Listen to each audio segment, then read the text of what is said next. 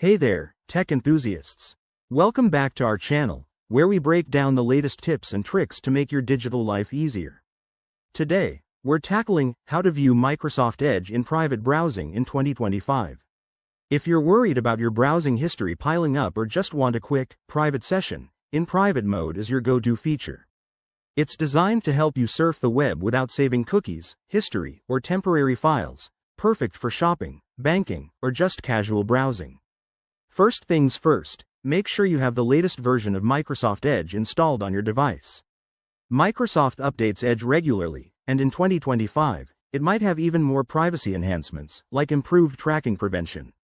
Let's dive right in. Step 1. Launch Microsoft Edge. You can find it in your taskbar, Start menu, or by searching for it on your computer. Step 2. Look for the 3 horizontal dots in the upper right corner of the window. That's the menu button. Click on it to open a drop-down. Step 3. In the menu, scroll down and select New InPrivate window. You can also use the keyboard shortcut, Ctrl+Shift+N on Windows, to open it even faster. A new window will pop up, and you'll notice it's labeled InPrivate at the top. Step 4. Now, you're ready to browse. Anything you do in this window won't be saved to your browser history.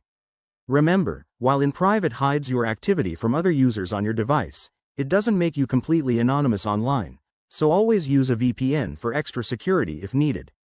Step 5. When you're done, simply close the InPrivate window, and your regular browsing will resume without a trace. That's it. Using InPrivate Browsing in Microsoft Edge 2025 is straightforward and keeps your online activities private.